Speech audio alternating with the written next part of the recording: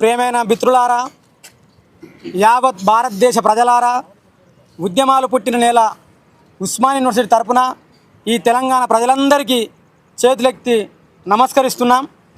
ప్రజలారా, ప్రజాస్వామిక వాదులారా, విద్యార్థులారా, మేధావులారా, రాజకీయ నాయకులారా, ఒక్కసారి మా మాటలు మీరు వినండి.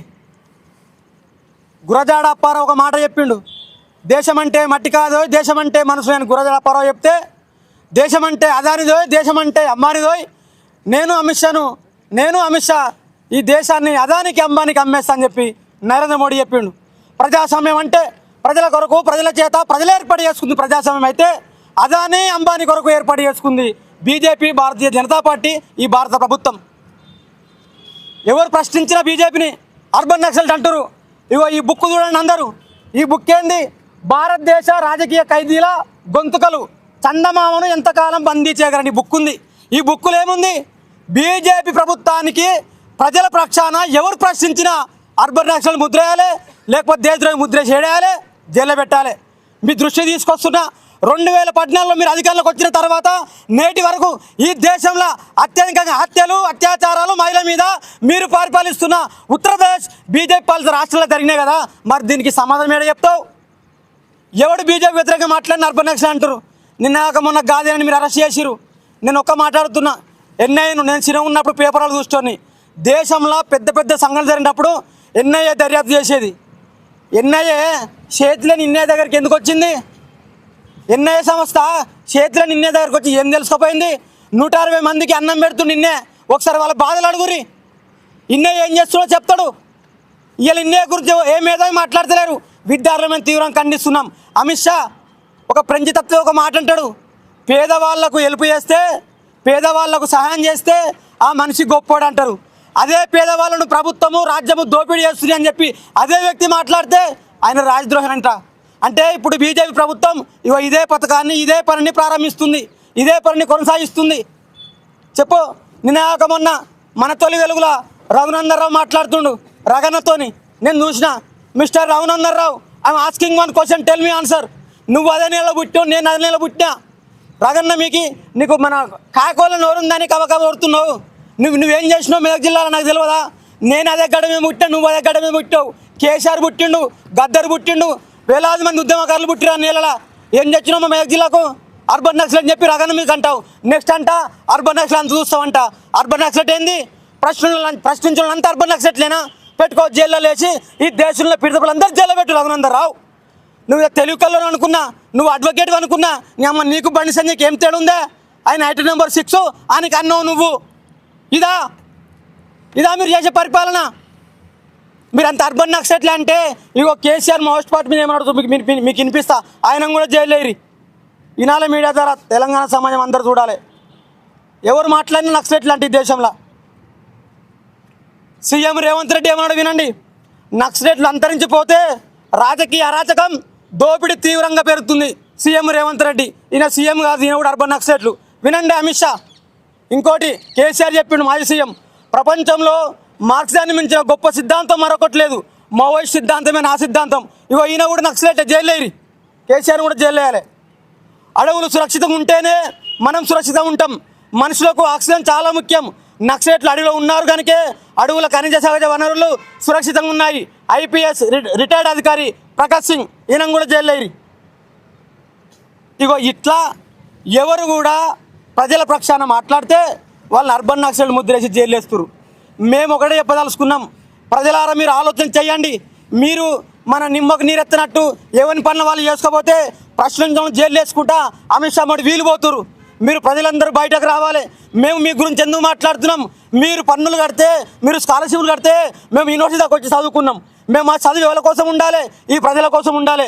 అందుకే పెద్ద మనిషి ఒక మాట చెప్పిండు, చదువు అంటే సమాజానికి చదవడం చెప్పిండు. మేము ఈ సమాజంలో జరుగుతున్న అన్యాయాల గురించి మాట్లాడుతున్నాం. చెప్పు. 2014 ముందు అదానీ, అంబానీ ప్రపంచ ధనవంతుల జాబితాలు ఏడురు? నీ దోస్తులు ఏడురు? చెప్పు. ఎక్కడో వెనకాల ఉన్నోళ్ళు ఇలా ప్రపంచంలో ఉన్న ధనవంతుల మొదటి స్థానానికి వచ్చిరు. చెప్పండి. ఇద్దరు గుజరాత్ వాళ్ళు అమ్ముతారు, ఇద్దరు గుజరాత్ వాళ్ళు ఉంటారు దేశాన్ని. మాకేమిచ్చారా బాయ్ మీరంతా? చెప్పండి. మీ పరిపాలనలో 89,000 ప్రభుత్వ స్కూళ్ళు మూతపడ్డాయి. దాని లెక్కుందా? చెప్పు. నిన్న మొన్న ఏబీవీపీ అఖిల భారతీయ విద్యార్థి పరిషత్ వాళ్ళు 44వ రాష్ట్ర మహాసభలు పెట్టిరు. ఆడికి మన ఐటెం నెంబర్ 6 ఏమని చెప్పాలి విద్యార్థులకు? అరే గొప్ప చదువుకోండి, ప్రపంచంలో భారతదేశం వెలగాలని చెప్పాలి. ఏమని చెప్తున్నా ఆయన? ఇగో మన ఆయన చంపిడు కదా, ఇగో వాడిని మనం చంపినాం అంటే నీ సిద్ధాంతం మనిషిని చంపాలని చెప్తుందా? అదే నక్సలైట్లు బండి సంజయ్ మీద దాడి చేస్తే కూడా నక్సల్ పడి తప్ప అంటాం. మనిషి బతకాలి, మనిషి ప్రేమించుకోవాలి, శాంతి ఉండాలి ఈ దేశం. శాంతికి మేము ముందు ఉంటే అశాంతి నెలకొల్పుతారు ఉన్మాదులు. ప్రజలందరూ గమనించాలి. ఇలా ఇన్నేరు అరెస్ట్ చేస్తారు, రేపు నన్ను చేస్తారు, రేపు అందరినీ చేస్తారు. ప్రశ్నించొద్దా? పార్లమెంట్ దేనికోసం ఉంది? అదాని అంబానీ కోసం ఉందా పార్లమెంట్? ఒకటే రోజు అదాని కంపెనీ కోసము 8 లక్షల చెట్లు నరికేపించారు బస్తార్లా. తెలియదా అది? బాధతోనే మాట్లాడుతున్నా. చెప్పండి ప్రియమైన మిత్రులారా, ప్రజలారా, దేశం క్లిష్ట పరిస్థితిలోకి వెళ్ళిపోతుంది, అంధకారంలోకి పోతుంది. మనిషిని ప్రేమించాలని చెప్పవలసిన వాళ్ళు మనుషులను చంపండి అని చెప్తున్నారు. ఇవన్నీ విషయాలు ప్రజలు దృష్టిలో పెట్టుకొని ఈ దేశాన్ని, ఈ నేలను, ఈ తెలంగాణ ప్రాంతాన్ని కాపాడుకోవాల్సిన బాధ్యత మనందరి మీద ఉంది, మా మీద ఉందని తెలియజేసుకుంటూ ఈ కార్యక్రమానికి వచ్చిన మీ అందరికీ పేరు పేరున ప్రత్యేకమైన ధన్యవాదాలు, జై భీములు. చివరిగా ఒక మాట చెప్పి ముగిస్తా. భారత రాజ్యాంగం, ఈ రాజ్యాంగం ప్రకారం ఈ దేశ పాలన వ్యవస్థ నడుస్తుంది. దీని మీద మీరు ప్రమాణం చేసి అందరిని చంపేస్తారు. భారత రాజ్యాంగం ఉన్న 21 ఆర్టికల్ మనిషిని జీవించే హక్కు గురించి చెప్తుంది. ఆ జీవించే హక్కు గురించే నేను మాట్లాడుతున్నా. మీ ద్వారా మళ్ళీ ఒక రిక్వెస్ట్ చేస్తున్నా, సాయుధ పోరాటం చేస్తున్న మోస్ట్ అందరూ కూడా లొంగిపోండి. ఇప్పుడున్న పరిస్థితుల్లో సాయుధ పోరాటం కరెక్ట్ కాదు. మీరు రండి, ప్రజాస్వామ్యబద్ధంగా భారత రాజ్యాంగం పట్టుకుని మనం అందరం పోరాటం చేద్దాం అని తెలియజేసుకుంటూ ఈ యొక్క కార్యక్రమానికి వచ్చిన మీ అందరికీ ప్రత్యేకమైన ధన్యవాదాలు, జేబీని తెలియజేసుకుంటూ సెలవు తీసుకుంటున్నా. Thank you so much. అంటే ప్రశ్నించే ప్రతి వాడు అర్బన్ నక్సలైటీ అని చెప్పి మన రఘునందరావు మాట్లాడుతూ నేను మావోయిస్టు భావజాలాన్ని ప్రేరేపించే విధంగా వ్యాధి ఎన్నయ్య వ్యాఖ్యలు ఉన్నాయి కాబట్టి అరెస్ట్ చేస్తున్నామని నిన్న రిమాండ్ రిపోర్ట్లో వేసి. ఇప్పుడు నేను ఇంతకు ఏం చెప్పినంటే ఈ బుక్లో మొత్తం ఉంది. బీజేపీ ప్రభుత్వం చేస్తున్న అన్యాయాలపైన చిన్న కరపత్రం రాసుకుంటే జైలు వేసిన లెవెల్ బయటకు వస్తలేరు. ఇప్పుడు గాదే ఎన్నయ్య గురించి నేను ఏమంటున్నా, అందుకే గాదే ఎన్నయ్య నక్సలేట మోస్ట్ పార్టీతో సంబంధాలు ఉన్నాయి తెలుసుకోవాలనుకుంటే ఆయన ఆశ్రమం నడుస్తుంది కదా, ఆశ్రమం 160 మంది పిల్లల్ని అడగండి, ఆయన ఎవరితో సంబంధం లేదు తెలుస్తుంది. మరి నువ్వు 160 మంది పిల్లలకు అమిత్ షా ఏం సమాధానం చెప్తారు? అమిత్ షా 160 మందికి ఎవరైనా అన్నం పెట్టిండా? అనాథలు ఇంకెందుకు ఈ దేశంలో? చెప్పండి, చెప్పరు దాని మీద. ఆయన ఏమన్నాడు గాదే అన్నయ్య? ఆయన బాధలో మాట్లాడిండు, భావప్రకటన అంతకన్నా ఘోరంగా చెప్పిండు. కేసీఆర్ పెద్ద బహిరంగ సభలు చెప్పిండు, బలం ఉన్నావు అని చెప్పి బలహీనను తప్పుకూడా పోతావా పిలువ అని చెప్పి కేసీఆర్ ఆపరేషన్ కాగారు మీద. మరి కేసీఆర్ ఎందుకు అరెస్ట్ చేయలే? చెప్పు. బలహీనుల మీద బలవంతులు రాజ్యం యుద్ధం చేస్తుంది, దాన్ని ప్రజలందరూ చూస్తారు. ప్రజలంతా తెలివి తక్కువలు పిచ్చోలు కాదు. అందులో తెలంగాణ సమాజము, తెలంగాణ చైతన్యవంతమైన నేల. ఏదో నువ్వు కమలం పట్టుకొని దుక్కుంటూ వస్తున్నావు. వీళ్ళ మేధావులు ఎవరు మాట్లాడతలేరు. ఎందుకు? మేధావుల నోట్ల కమల పువ్వు పెట్టిండు అమిత్ షా. చెప్పండి, ఉద్యమకారు నోట్ల కమలం పెట్టిరా బీజేపీలో? బీజేపీల మీద దాడులు చేస్తే కూడా మేము మాట్లాడతాం. ఈ దేశం మనది, శాంతిగా ఉండాలని చెప్తున్నాం మనం. అంటే ఏ రాజ్యాంగం చెప్పింది గనులు పట్టుకొని అడవులలో పోయి ఎవరు అడ్డవస్తారని కాల్చి చంపడం అనేది ఏ రాజ్యాంగం చెప్పింది అనేది ప్రశ్న వస్తుంది కదా. ఇప్పుడు ఏ రాజ్యాంగం చెప్పిందని వాళ్ళు అందుకే ఏమన్నారు, మేము శాంతి చర్చలకు వస్తామని చెప్పారు.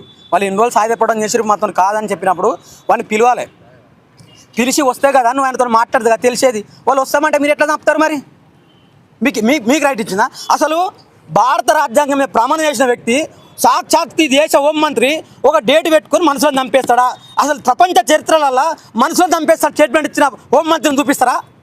ఒక దేశ ప్రధానమంత్రిని చూపిస్తారా? చెప్పండి. నేను అందుకే వాళ్ళు కూడా అప్పీల్ చేస్తున్నాం. మేము యూనివర్సిటీ విద్యార్థులు వాళ్ళు రమ్మని చెప్తున్నాం, బయటికి వచ్చేసి రాజ్యాంగబద్ధంగా పోరాటం చేద్దామంటున్నాం. అంటే వీళ్ళ వల్ల ఎంతో మంది జవాన్లు కూడా వాళ్ళ కుటుంబాలు నాశనం అయినాయి కదా. ఇప్పుడు నేను అందుకే ఏమన్నా అంటే, ఇప్పుడు వాళ్ళ వల్ల వీళ్ళ వల్ల మధ్యలో నలిగిపోతుంది ఆదివాసీ ప్రజలు. నీకు ఆ మధ్య ఒక 6 నెలల పాప మంగిలేని ఒక 6 నెలల బిడ్డ చచ్చిపోయింది. 6 నెలల బిడ్డ తుపాకీ ఎత్తుకుని అమిత్ షాకి ఎదురు పెట్టి నిలబడ్డదా? చెప్పు. కొట్లాడింది అమిత్ షాతో, బయట చచ్చిపోయింది. వాళ్ళ వల్ల కూడా జవాన్లు చచ్చారు. జవాన్లు ఎవరు? అమిత్ షా కొడుకుండా జవాన్లా? చెప్పు. రాజ్నాథ్ సింగ్ కొడుకుండా, మన ఎమ్మెల్సీ మన బీజేపీ పార్టీ అధ్యక్షుడు రామచంద్రరావు కొడుకుండా. ఆ జవాన్లు మన్నలే కదా, ఆ జవాన్లు మా తమ్ములే కదా. అంటే మేమిద్దరే కొట్టుకొని రావాలా? మీరిద్దరు సప్పళ్ళు కొట్టి బయట కూర్చొని ఆ కనీస సంపద మొత్తం అదానికి అమ్మానికి మీరు అమ్మల్లా? చెప్పండి. మేము ఒకవైపు యుద్ధంలో మా వాళ్ళే, అటువైపు మా వాళ్ళే, ఇద్దరు మా వాళ్ళే. మా ప్రజలు చచ్చిపోతురు, మా బాధ అది, మేము చచ్చిపోతున్నాం, మా ప్రజలు చచ్చిపోతురు, వద్దని చెప్తున్నాం మేము. ఇప్పుడు కాదు, మేము శాంతి మేము రౌండ్ టేబుల్ మీటింగ్ కూడా పెట్టాం. రాజ్యాంగాన్ని గౌరవించేటోళ్ళు నచ్చకపోతే ఓటు ఆయుధం ఉంది కదా, మార్చుకోవచ్చు కదా ప్రభుత్వాలు. నేను అందుకే చెప్తున్నా, అందుకే అప్పీల్ చేస్తున్నా, మీరు రండే, మన భారత రాజ్యాంగం ఉంది, దీని ప్రకారం ప్రభుత్వాన్ని మార్దామని చెప్తున్నాం. మేము తుపాకులు పట్టుకొని తిరగమని చెప్తున్నాం, వద్దు సాయుధపడడం బంద్ చేయమని చెప్తున్నాం. భారత రాజ్యాంగం ప్రకారం ఓటక్కుతోని ప్రభుత్వాలను మనం మార్చుకొని ప్రజల కోసం పనిచేయమని చెప్తున్నాం. డాక్టర్ బాబాసాహెబ్ అంబేద్కర్ ఒక్క నెత్తుర్చు కూడా నేల మీద చింతించకుండా పార్లమెంట్ సిస్టాన్ని ఏర్పాటు చేసారు. కానీ ఆ పార్లమెంట్ సిస్టాన్ని వీళ్ళేం చేసారు, పందులతోటి చేసారు. పార్లమెంట్లో ఏం చర్చలు జరగాలి, దేశంలో నిరుద్యోగ అంశం మీద చర్చ పెట్టాలి. ఇప్పుడు పెట్టిరా, ఏం మాట్లాడతారు? ఇదేనా? ఇది చాలా తప్పు అంటున్నాం మేము. గాదే అరెస్ట్ వెనుక కుట్ర లేదని ఎందుకు అనుకుంటాం? ఏం కుట్ర ఉంది? 120 మంది అనాథాలకు అన్నం పెడుతుంది, పెట్టనియొద్దు. రాజ్యం అమిత్ షా పెట్టనియొద్దు, వాళ్ళందరూ చచ్చిపోవాలి. ఏం కుట్ర ఉంది ఆయన దగ్గర? ప్రజల గురించి ప్రశ్నిస్తుండు, తెలంగాణ ఉద్యమం గురించి ప్రశ్నిస్తుండు అని, తెలంగాణ గురించి కొట్లాడుతుడు అని చెప్పి నోరు మూయాలని చెప్పి మూసిరు. నేను మీ ఛానల్ తరపు తెలియజేస్తున్నా, పత్రికలు ఉన్నాయా? ఆంధ్రజ్యోతి, ఈనాడు, నమస్తే తెలంగాణ, అన్ని పత్రికలు. అలాగే మన సిగ్గుందా? మాజీ పీపుల్స్ వార్ పార్టీ నేత అని రాస్తారు. మరి సీతక్కేవాళ్ళు మన మినిస్టరు నక్సలైట్ మినిస్టర్ అంటారా? ఒక సిద్ధాంతంలో వాళ్ళ వయసులో ఉన్నప్పుడు పనిచేసిర్రు. మరి గాదే తెలంగాణ ఉద్యమం కాడ ఎందుకు రాయాలి చెప్పు? చాలామంది కదా విప్లవోద్యమంలో పనిచేసిన వాళ్ళు ఇక్కడ ఉన్నోళ్ళు. సీతక్క అయితే ఎవరు, విప్రకాష్ అయితే ఎవరు, వినోద్ కుమార్ ఎవరు, నగరికల్ ఎమ్మెల్యే వీరేశం అయితే ఎవరు, మన నక్సలైట్ ఎమ్మెల్యే అంటారా? ఎట్లా రాస్తారు ఇవన్నీ?